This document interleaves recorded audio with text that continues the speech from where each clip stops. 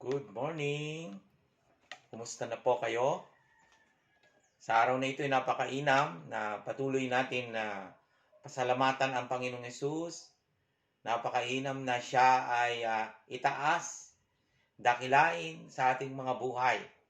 Bakit po kailangan natin siyang dakilain? Sapagkat patuloy po siyang naghahari. Hindi ko nababago ang position ng Lord Jesus sa kalangitan. And even sa buhay po natin ay patuloy po siyang naghahari sa kahit sa anumang sitwasyon o kahit sa anumang kalagayan na meron po tayo. Hindi po siya nagbabago. Sabi nga po niya ay, Jesus is the same yesterday, today, and forever. Sa araw na ito po, muli na naman tayong magkasama-sama sa magitan po ng pag-uusap ng kanyang salita. At naway patuloy tayo na mapalakas, ma-encourage sa magitan po ng salita ng Lord. Ang salita ng Lord po ay siyang nagpapatibay sa atin pong pananampalataya. According to the book of Hebrews, chapter 4, verse 12, binabanggit dito po yung kapangyarihan ng salita ng Lord. Sabi niya sa verse 12, sapagkat ang salita ng Diyos ay buhay. Buhay po ang Word of God. Kahit po pinag-uusapan natin na salita na ito, na nakasulat po sa papel, buhay po siya. Mabisa at higit na matalas kaysa alinmang tabak na may dalawang talim at tumatagos hanggang sa panaghihiwalayan ng kaluluwa at espiritu. Pumapasok po siya. Ganun po siya katalas, kakapangyarihan ang salita ng Lord na atin pong pinag-uusapan, ang Panginoong Hesus, yung salita ng Panginoong Hesus na ating pinag-uusapan. Ng mga kasukasuhan at ng utak ng buto at may kakayahang kumilala ng mga pag-iisip at ng mga hangarin ng puso. Yung pong kapangyarihan ng salita ng Lord ay sumusuot siya maging sa kasukasuhan. Ibig sabihin po yung maging dun sa pinakang utak ng buto po natin pag naririnig po natin ang salita ng Panginoong Hesus, sumusuot po siya. Kaya nga po meron pong isang kwento na yung isang book na isinulat na yun daw po word natin din ay powerful.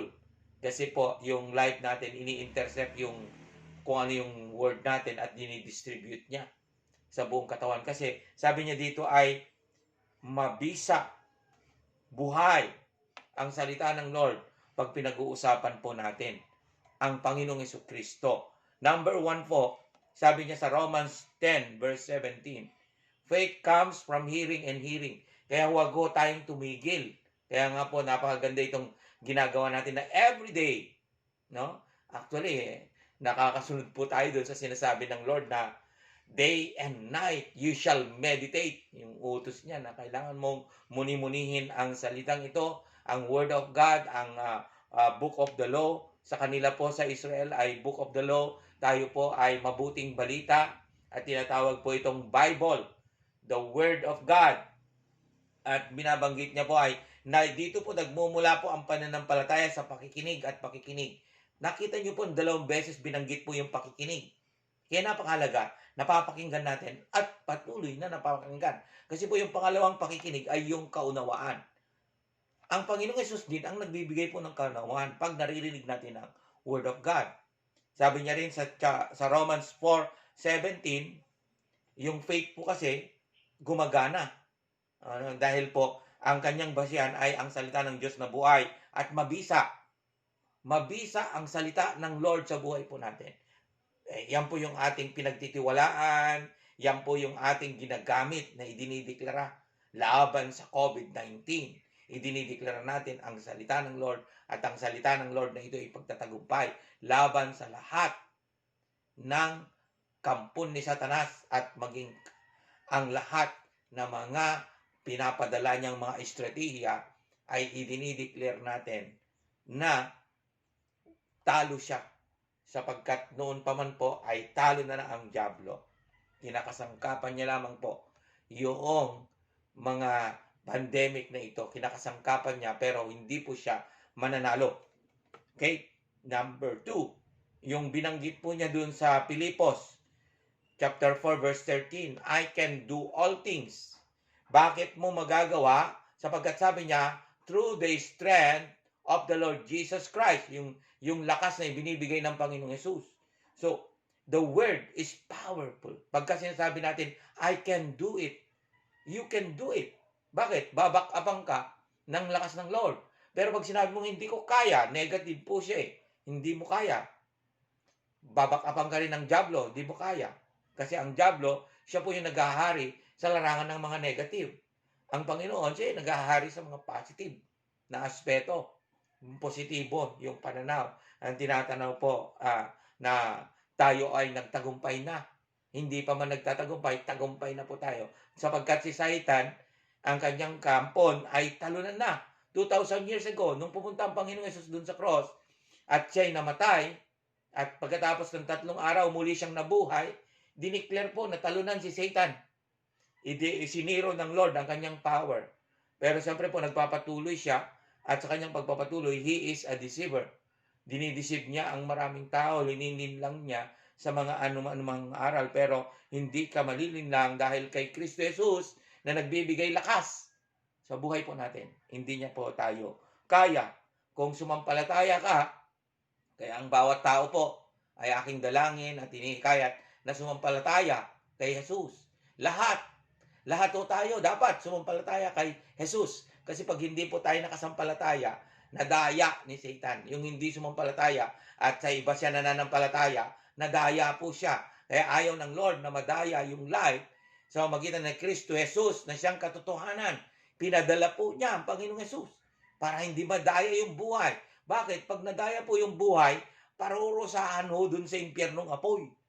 Iyon po yung ayaw ng Lord. Kaya nagpapadala po siya ng tagapagturo ng kanyang salita. At ang kanyang salita ay makapangyarihan. Jesus' word is powerful. Lahat ay ipinatutupad sapagkat siya po ay hari ng mga hari, Panginoon ng Panginoon, mga Panginoon. Ang pangatlo po is the Romans 8:11. Binanggit niya po na yun daw pong espiritu, the same power, sabi niya na ng buhay sa Panginoong Yesus, ay siya ring espiritu na nananahan sa atin. Yung makapangyarihang espiritu na bumuhay sa mga patay ay naghahari sa ating buhay sapagkat yung espiritu na yun ay espiritu ng Panginoong Yesus. Number 4 po, He gives power to the weak. Sabi ng kanyang salita ay bibigyan niya yung mga nanghihina. Yung mga nanghihina ng loob sa sitwasyon na ito ng pandemya. Makinig kayo. Bibigyan kayo ng kalakasan ni Lord. Hilingin nyo sa Panginoon na bigyan kayo ng kalakasan. Bigyan kayo ng supernatural strength. At sabi niya, I can do all things through Christ who strengthened me. Jesus Christ itself will strengthen your life. If you believe, if you trust Jesus in your life, hindi ka mapapahamak, kapatid.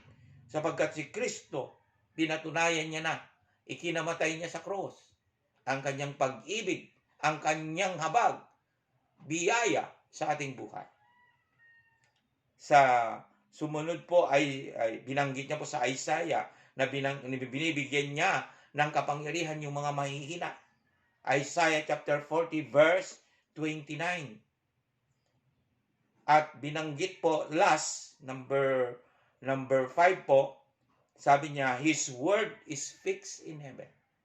Kaya po, matibay ang pagtitiwala natin, nakasandig sa salita ng Lord sapagkat nakafix sa heaven. At sinabi niya po ay pumapasok, tumatagos yung salita ng Lord sapagkat buhay po siya. Purihin ng Lord sa araw na ito.